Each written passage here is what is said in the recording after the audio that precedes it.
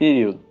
Então ali, com a morte de Juan Domingo Perón, ali mais precisamente em volta de 1974, a Argentina acabou abrindo alguns caminhos para que ela perdesse seu rumo político e econômico. Entre os peronistas houveram algumas fraturas e alguns segmentos das Forças Armadas desaprovaram a substituição presidencial de Isabelita, que era a viúva de Perón, mas ela era mais conhecida ali como Maria Estela Martínez. Ali por volta do dia 24 de março, mais precisamente nesse dia, 24 de março de 1976, a população de argentinos e argentinas acordaram com o primeiro comunicado desta junta militar, no qual se tornava explícito que a partir daquele dia, daquela data, o país estava sob o total controle da operacional da junta de comandantes generais das três forças, sendo aérea, marinha e militar, que perdurou até cerca de meados de 1893.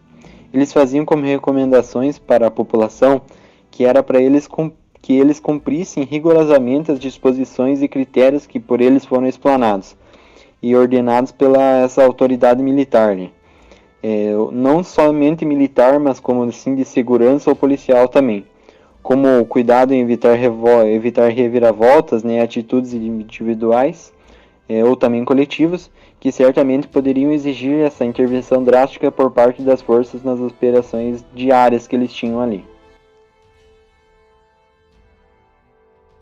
Ditadores.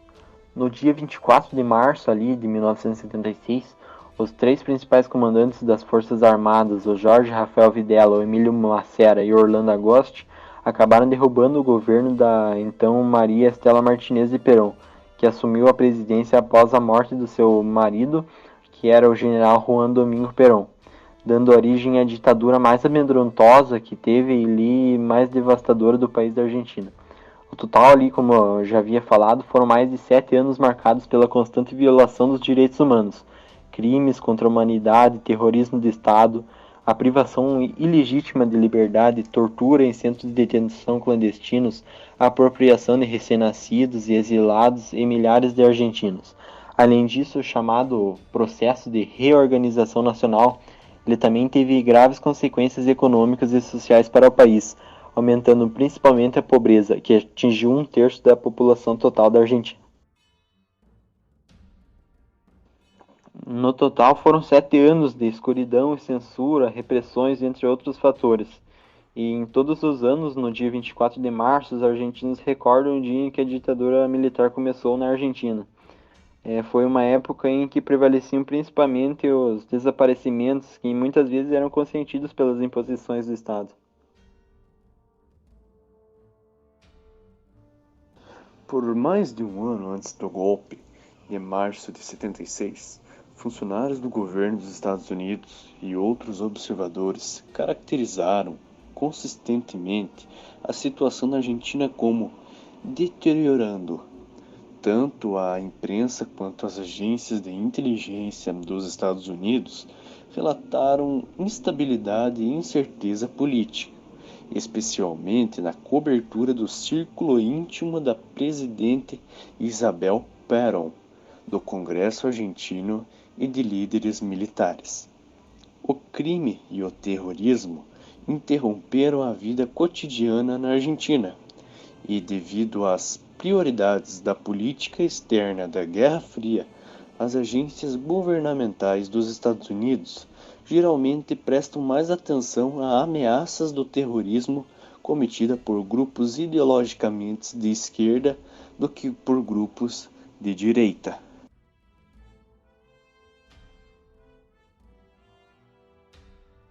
Em 26 de março, o secretário de Estado Henry Kissinger disse em uma reunião de equipe que achava que o novo governo argentino precisaria de um pouco de incentivo nosso.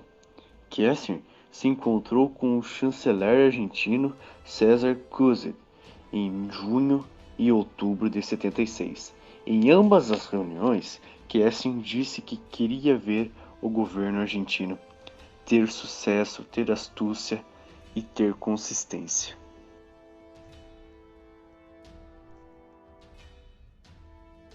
Dada a perseguição sistemática de uma minoria social, O período foi classificado como processo genocida. Isso foi estabelecido nas sentenças e julgamentos por crimes contra a humanidade. O golpe de direita estava planejado desde outubro de 1975, sob dos preparativos 2 meses antes de sua execução. Henry Kissinger se reuniu várias vezes com líderes da Força Armada Argentina após o golpe, instando-se a destruir seus oponentes rapidamente antes que os protestos contra os abusos dos direitos humanos crescessem nos Estados Unidos.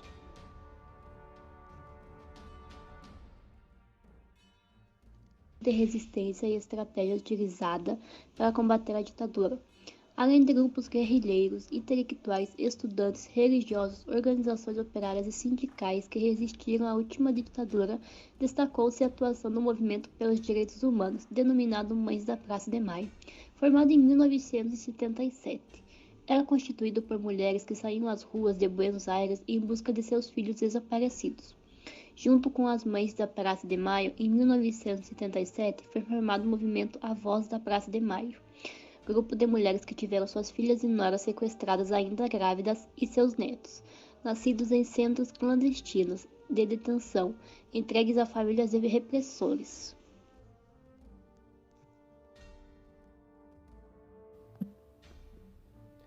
O terrorismo de estados instalados durante a última ditadura argentina caracterizou-se pela criação de pelo menos 364 campos de concentração e de centros clandestinos de detenção e extermínio, os quais funcionavam em instalações públicas ou privadas, quartéis, unidades penitenciárias e até escolas, onde as pessoas eram mantidas sequestradas por razões políticas, em sua grande maioria sem qualquer relação com a luta armada.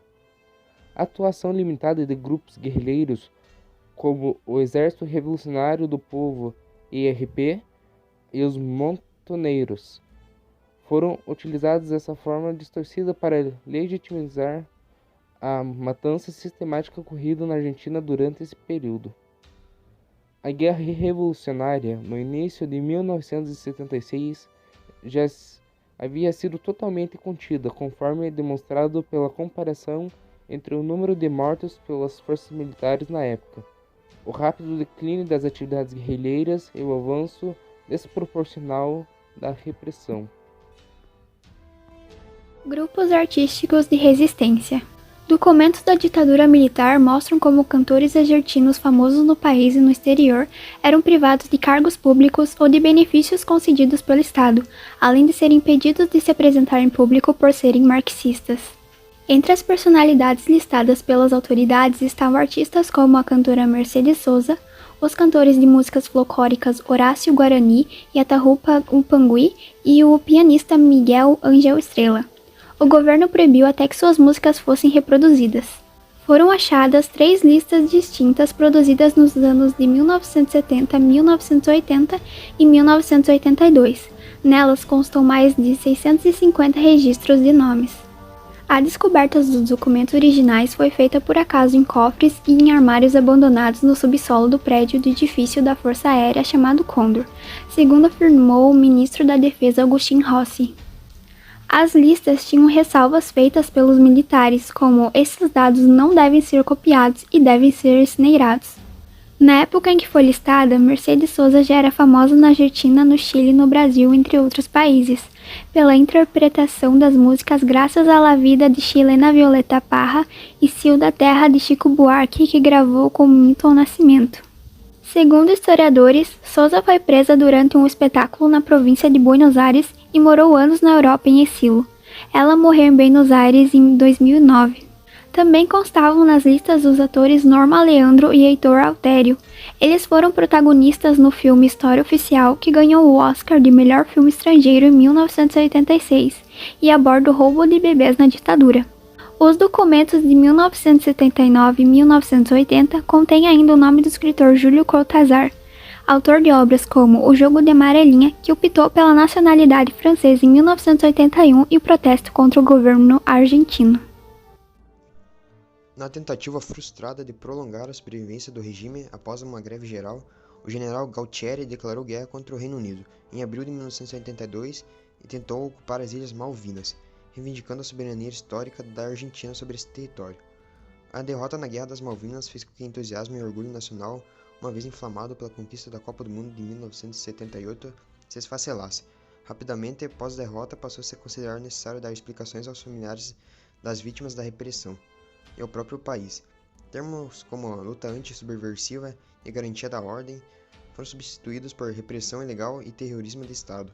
Mesmo assim, a junta militar decidiu manter as coisas como estavam e indicou o general Reinaldo Bigoni à presidência, o qual elaborou a lei autoanistia, para impedir que os militares fossem julgados pelos seus crimes e ainda decretou a destruição dos arquivos que comprometiam o regime. Em setembro de 1983, foi eleito como presidente por eleições gerais Raul Ricardo Alfonsín. Em 6 de dezembro de 1983, a junta militar assinou a ata de sua dissolução. Durante o governo de Alfonsín, de 1983 a 89, foi anulada a lei de autoanistia. Foram assinados decretos que possibilitaram o julgamento dos militares pelos crimes contra a humanidade, tendo sido criada a CONADEP, Comissão Nacional sobre o Desaparecimento de Pessoas.